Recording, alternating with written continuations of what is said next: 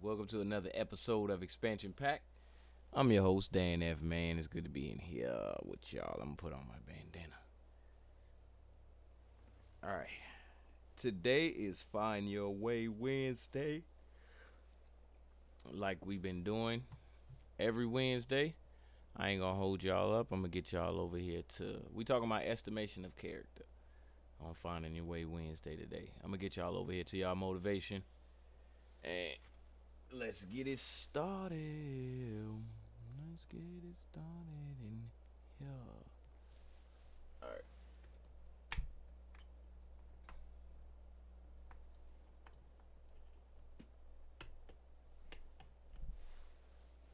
Get y'all what y'all need.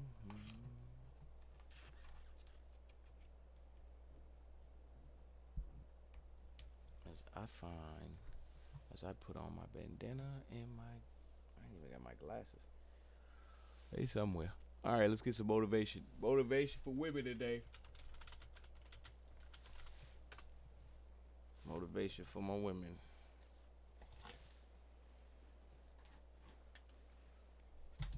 All right, let's go. I don't think we heard this one. Imagine being able to build anything. All right, hold on. We got to get the audio in here for y'all too.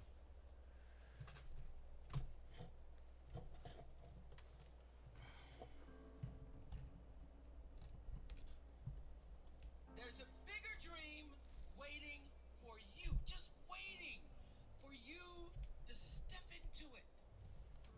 I think we've seen this one. Everything you try to do is already done. Yeah, we've seen this one. Out. Oh, what I'm putting out. Hold on, y'all. Hold on.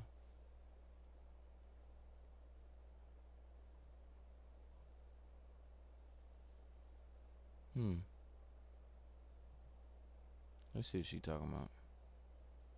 What if I told you that confidence has nothing to do with feeling ready and everything to do with doing it scared? I have built multiple businesses, I've led massive teams, I've been on stages terrified out of my mind, and somehow I'm still standing. So if you've ever wondered how to stay calm in a situation or how to stop overthinking or how to build real confidence, here's how. I'm here to tell you how to actually build confidence. Most people have it backwards. Confidence is the output, not the input.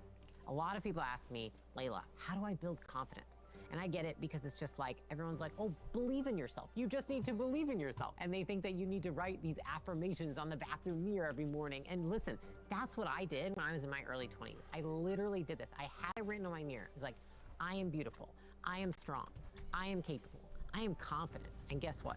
Nothing changed. It didn't do anything. Having those things written on my mirror didn't do jack for how I felt the rest of my day. And the reason for that is because confidence comes from action. And that's why I say so often, your mood, follow the plan. Because if you keep the promises that you make to yourself, especially when you don't feel like doing it, that's the input that leads to the output of confidence. Yes. And that's what most people miss. They're so busy chasing the result. It's like, if you think about it, if somebody's like, I really just want to be skinny, right? And so that all they do is just like thinking about being skinny, wishing they could be skinny too. But you're like, just get in the gym, get in the gym, do the workout, eat the food. You can't just wish for it, you have to work for it. So I'll give you an example. At the age of 21, I moved across the country. I had no job, I had no money, and I had no clue what the hell I was doing.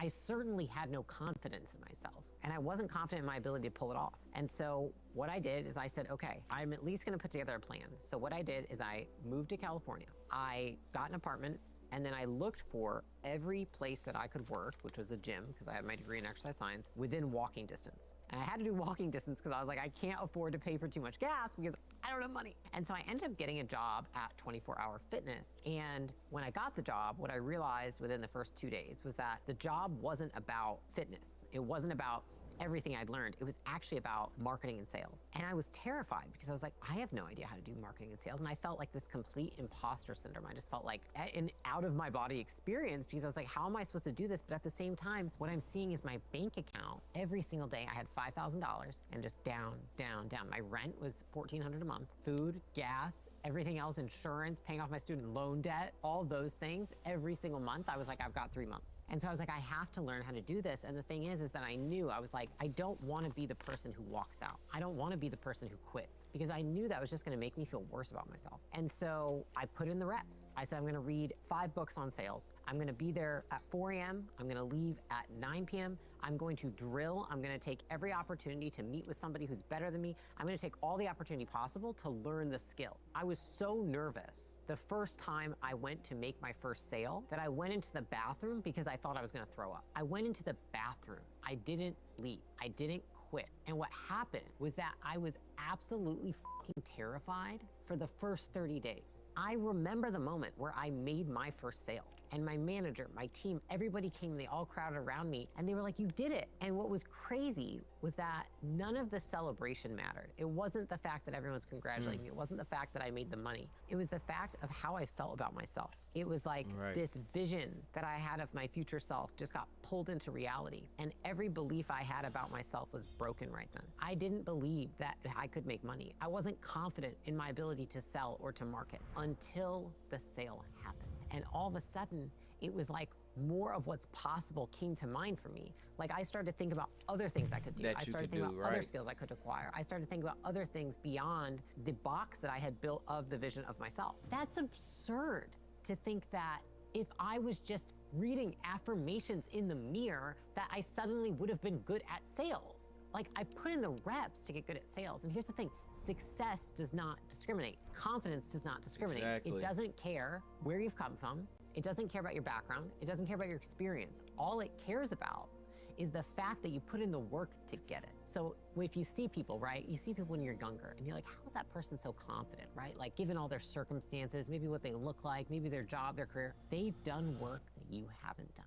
And that's the thing. You have to work for it. You have to put it into existence and you have to make it happen. Here's the thing, your brain gathers evidence and evidence is what builds the identity and confidence over time. So if someone says to me, Layla, you know, I want to go and speak at this event, but I'm not confident to speak at that event. I said, it would be absurd to think that you would be confident when you've never fucking spoken on stage before. Did that. Of course that's not going to happen. Our brains like to predict what's likely to happen. If you've never done something before, your brain says, I don't know what could happen, so I'm gonna make you scared. And if you're scared, you're gonna avoid it, which means that you won't die, right? Because our brains are wired for survival, not success. And so it is crazy to think that you would actually have confidence when you haven't done the thing yet. You will become confident once you've done the thing because your brain does it, it sees you didn't die, and it says, it's okay, you can do it again. Now here's the thing, I wasn't like forever confident now because oh, come on, let me hear the last little bit of what she said.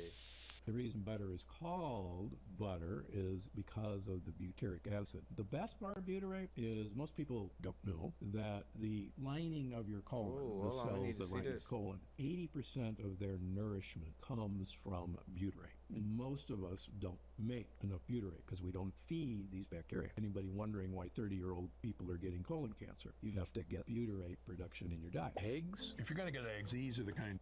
Dang. Because just like a muscle that you work out gets weak if you don't put it under pressure, so does confidence. Confidence is like a muscle. So if you don't work out that muscle, it's just gonna get weaker and weaker over time. So if you want to build unshakable confidence, then you need a habit that tracks the truth, not your mood. Now, what do I mean by that? When I was 100 pounds overweight and I wanted to lose that 100 pounds, I said, you know what? I'm just gonna freaking start doing what fit people do.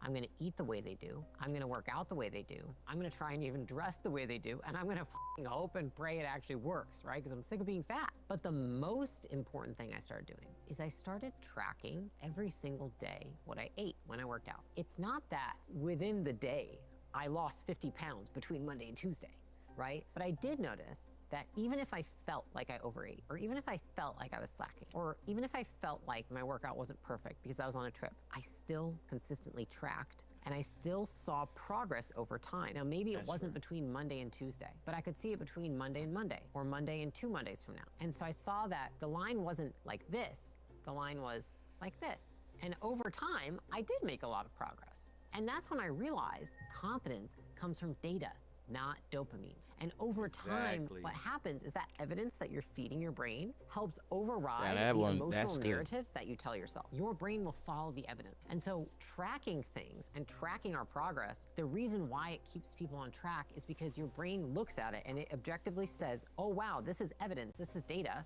this is important, and I'm going to believe it. And this is where Before I'm that, going. all that's happening is that you feel like even when you're making progress. Have you ever felt that way before? Have you ever felt like you're making progress, but you still feel like good about yourself? Lots of people Yep. actually feel that way. And the reason why they feel like is because they don't track their progress. Because progress doesn't go like this. So you remember the days that you feel low, but you don't remember the days that you feel high. But if you look at the progress and you track, you see all the days that were high. And then you're like, oh, you know what? I actually had 5 good days this week and only 2 bad ones. But it's just that our brains love to take the negative and make Yeah, it bigger than negative it and is. just- And so we have to fight that natural tendency by tracking our wins. Now, here's the thing. Now, this motivation, I hope this motivation took you over the edge as far as knowing what you're capable of. We don't usually get a lot of motivations that's just so directly focused on just you, like as in we focused on you, yeah, sure, but this one right here takes you out of the house on the couch and put you right in the driver's seat of your life and saying, hey, what is it that you want out of life? Are you getting it? And if you're not getting it, it's because of you. Do the work. Stop wishing. Do the work. All right, now we're going to move past the motivation. And we're going to go into our topic for today. Excuse me. I'm a little tired, so we ain't going to be on here for too long today. Estimation of character. So the reason I wanted to touch on this is because I keep seeing a continuing trend of how can I put this? It's a trend right now, and I think it's been going on for a little minute.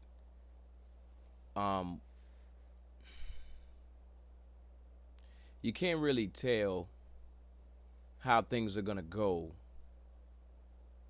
even if you've known someone or been in a situation for years.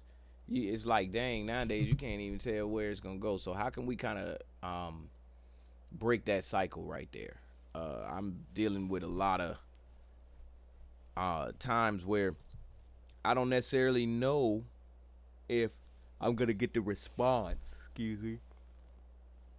that I'm looking for from my friends, people I interact with all the time.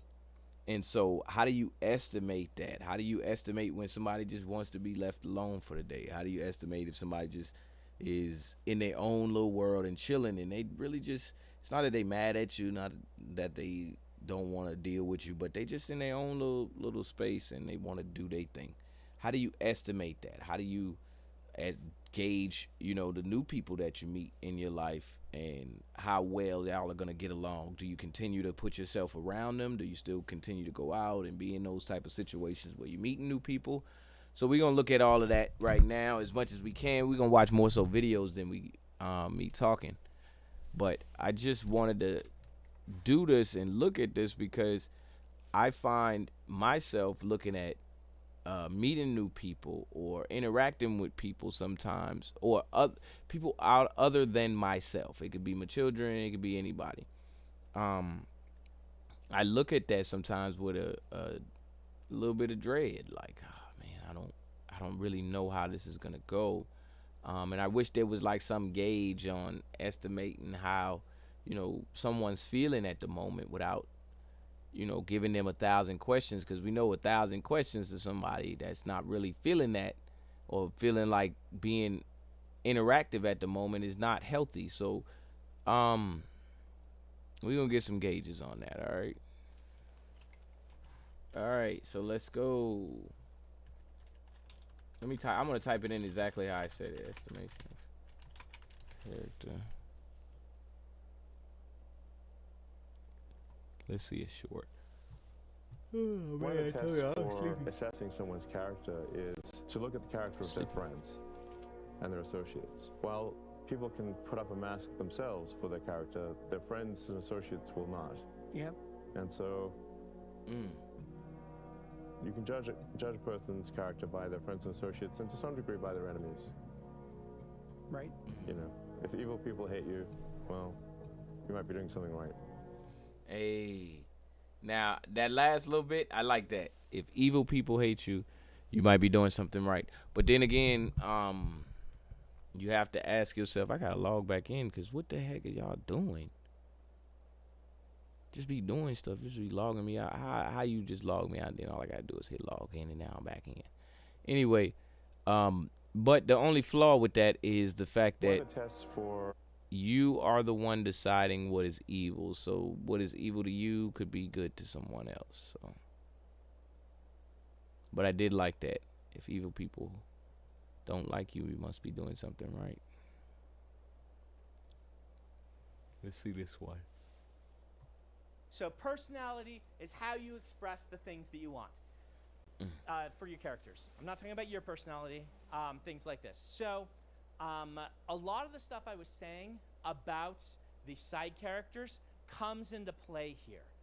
But you can, if you want, use one of the, I don't know if I want to call them pseudoscience, we'll say science-adjacent personality profile quizzes that people love, that are usually letters and or colors, pretending all people fit into one of those. Totally not the same thing as horoscopes. Really the thing to keep in mind is you can simplify this, right? So with your character, how do they go about getting what they want? That's going to be a big part of the personality, meaning are they aggressive about it? Are they passive about it? Are they one who will just jump out and speak up what they want?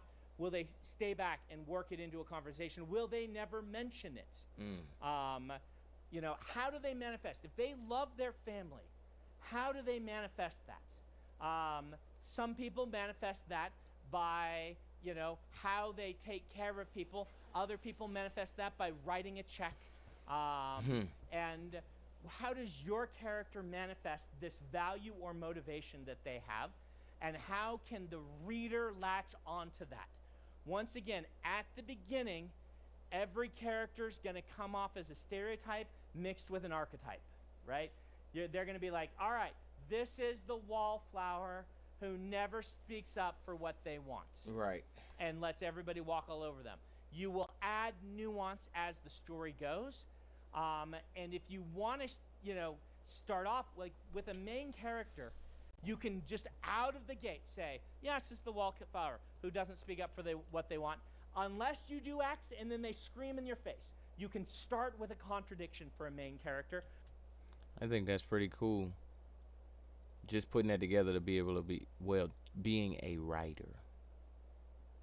But that's not particularly along the lines of what we're looking for. Simulated character control.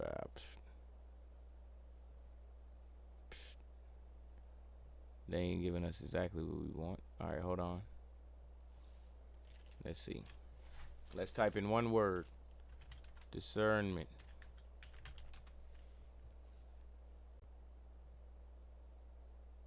Discernment in the Bible, it's this word binah here. And it means understanding and meaning. It means like when you fully can understand and see something for what it is, okay? But it comes from this root word, which is bene here, and it means to discern. That's what we translate to. But it means to discern, to understand something, to consider it, perceive it, understand in your mind. So it's kind of like your mind gets what's going on, okay? It means also to observe something and to be able to distinguish it. Discernment in the Bible. Let's keep going. We need to understand that discernment is not just the ability to distinguish right from wrong, but rather it's the ability to distinguish right from almost right. I don't want to have to learn that this was rotten fruit until after I take a bite. I want to know before I ever bite it. So many people want king stuff, but they don't want to ever honor the king. Joy, that's Jesus stuff. Wonderful counsel, that's the Holy Spirit stuff. Intimacy heightens discernment. Number 2, gratitude. When you view this process or season as a prison, anything that could possibly take you out, you'll view as a bell bond. As a bit, So, right. a downgrade will end up feeling like an upgrade. Upgrade. When you can't stand where you are. Where you and are. lastly, Woo! slow down. Sometimes slowing down actually speeds you up. When you're going Let me too see fast, this. you might not be able to avoid certain potholes. When the only speed you know is haste, you risk seeing all of God's red flags in a blur. We need to Yo, my man's just broke that down. I don't even want to watch no more after that. Hold up. All right. Of character.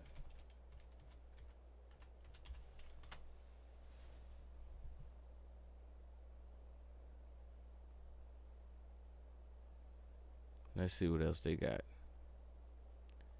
Like I said, I ain't gonna hold y'all. I'm not gonna hold y'all for too long today. We probably go about a good solid 30 minutes, 35, and then I'm gonna get up Stop out of there. playing I'm with your kinda fanny tired. pack. I gotta get You some need rest. the Bearskin Tactical Hoodie 4.0 to get comfortable in the wild. It's the ultimate 10-pocket utility. There's a moment when you just know and you can't I'm explain. gonna skip to number Maybe you've been in a 3. Self. Am I being judgmental? Am I just being over self? Am I being judgmental? You're not, because your spirit picked up on what your mind couldn't yet prove. It can feel like a burden. You may question yourself. Am I being judgmental? Am I just being overly cautious? But time and time again you realize that your spiritual radar was accurate. Not because you're wiser or smarter, but because the Holy Spirit was leading you in truth. And here's what makes this gift so powerful. It helps keep the church grounded. While others might chase every new teaching, every emotional experience, or every popular voice, discerners serve as anchors. They're not swayed by charisma. They're rooted in truth. They're not impressed by appearance. They're listening for the voice of the Spirit. If you find yourself constantly evaluating the spiritual source of people, messages, or movements, even when you don't want to, you may be walking in this gift. And if so, don't be afraid of that instinct. Yes, sir. Learn to trust it, test it, and bring it before God. Because in a world that celebrates appearance, He's calling for people who can see what's real. Number 3, Yes, sir. You are drawn to prayer and intercession. People with the gift of discernment often feel a persistent tug toward prayer, especially when no one else seems to notice anything unusual. Even going on. It's like carrying a spiritual burden that won't let you rest until you've brought it before God. This isn't just about having a regular prayer life, although that's important. This is about being stirred in your spirit to intercede for situations, people, or even entire communities without knowing the full details. Romans 8:26 reminds us that the Spirit Himself intercedes for us through wordless groans. That's exactly how it feels sometimes. You might wake up in the middle of the night with someone heavy on your heart, or suddenly, while going about your day, you feel an urgency to pray. Even though there's no visible crisis, you might not even know why you're praying, but you know you must. That's the Spirit of God activating discernment through intercession. In Ephesians 6:18, Paul urges believers to pray in the Spirit on all occasions with all kinds of prayers and requests. Discerners live this out almost instinctively. When something feels spiritually off, they don't run to gossip or panic. They run to prayer. They don't just react emotionally. They respond spiritually. And here's what's beautiful about this. People with discernment often become spiritual guards. They pray before storms break out. They intercede before issues become visible, while others may not recognize the importance of their prayers. Haven't their intercession shifts atmospheres, guards leaders, and thwarts attacks of the enemy that no one even knew were forming. What even happened? If you find yourself constantly burdened to pray for things others don't see, that's not random. That's a calling That's discernment partnering with intercession to bring heaven into earth's realities. Don't ignore it. That's one of the most powerful ways God uses you. Number 4, you have a deep desire for spiritual purity and holiness. Another sign of the gift of discernment is an intense desire to pursue spiritual purity, not just in your own life, but also within the body of Christ. This doesn't mean you're perfect or self-righteous. In fact, most discerners are deeply aware of their own flaws. But there's something inside you that grieves when sin is treated lightly, when holiness is compromised, or when truth is diluted to please people. Psalm 51:10 says, "Create in me a clean heart, O God. Renew a right spirit within me." That's the cry of someone who hungers for purity, not just outward behavior, but inward transformation. And for people with discernment, that cry often echoes every time they see the church drifting away from its calling. You may feel uncomfortable when others laugh off certain behaviors or accept teachings that don't align with Scripture. What others see as harmless, you may sense as spiritually dangerous. You find yourself weeping over sin, not out of judgment, but out of heartbreak. That's because discerners don't just see actions, they sense the spiritual cost behind them. Exactly. So a lot of what was just said in this video is what it is that we try to practice daily. We try to look and see before we leap. We try to look before we leap when we're dealing with relationships, finance, and most things. Now, how deep you think about it or how much control you exercise over it, it's up to you. I got 2 picks in my hair? Yeah, I do. It's up to you. But we all use it on some level to figure out our way through life. So if you were thinking that you're thinking too much or you're trying to, it's kind of hard to really put that on you, because there's a thing called instinctual, and then there's the thought of doing something and then acting.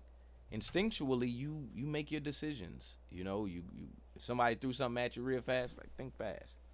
You know, and so that right there should be how we use our discernment, in an instinctual fashion. Yes, sure, you get stuff up off you quick. But also, you should be planning, you should be thinking, you should be giving things deep thought in your downtime. Don't stop thinking. Don't sit there and be like, oh, man, I don't want to think about that, because that is your arena, like I always say here on Expansion Pack. Hey, what's up, Zanita67? Yes, this is so enlightening. Yes, it definitely is. It make me feel good to be able to deliver it here in this capacity. I know it's getting good, but I think I'm gonna go ahead and I'm gonna go ahead and end here. And we'll get a longer episode tomorrow, but I really got to get me some rest. I got a longer day ahead of me than usual. And I didn't rest well last night, so I'm gonna end here, and I will see you guys tomorrow. You know, I usually don't do this, but Healthy Mental Thursday, we'll be back tomorrow. Expansion Pack, I hope y'all really got something out of this. I'm gonna leave y'all with a little bit of one of the older episodes playing. Let me get it queued up, and I'm gonna just go ahead and run off on y'all, man. I ain't doing too much, man. This is DGTA TV. Yeah, let me get on up out of here for the day. Get me another little bit to eat, and then I'm gonna take me a nice little bit of rest before I gotta go into the second half of my day, y'all. So I appreciate y'all kicking it with me. We're gonna keep it short and sweet, and I will see y'all here, same time, same place tomorrow. Peace. We've been waiting for you. The Conjuring, Last Rites, rated R. Only in theaters Friday. Get tickets now. We've been waiting. You must consciously and determinedly make a concentrated effort. You must wholeheartedly commit yourself and put everything you've got in it. But make no mistake about it, it's very challenging to act, to do those things. Sometimes you know what to do, you know you need to do it, but you just don't feel like it. Your feelings will be kicking and screaming that you should just stop. Most of us yearn for that special feeling of enthusiasm in the morning, feeling like, oh, I feel great this morning. I can't wait to get started on this project, on this job, on this workout. If you're seeking that feeling, let me tell you one thing, it will never come. You must learn to act even when you don't feel like it. Tap into that savage mentality within you. Do you think a savage cares about their feelings? No! They simply take action, regardless of how they feel. Learn to be your best self, even when you lack the motivation. Stop relying on a feeling to dictate your life. Discipline your mind to get up and get it done no matter what. When things are going bad, those with a savage mindset don't quit. Their only focus is figuring out how to overcome the situation. Quitting is not an option. They strive to thrive, not just survive. It's a commitment, not a feeling. Commitments have nothing to do with your feelings. You do it because you're supposed to. When you get up in the morning, you don't give yourself a choice. You grind no matter what. When you're just not feeling it, you gotta force yourself. When everything in you is kicking and screaming, you have to take control and tell yourself, I do not stop. If you stay in bed, if you stay on the couch, if you stay in your comfort zone, if you only do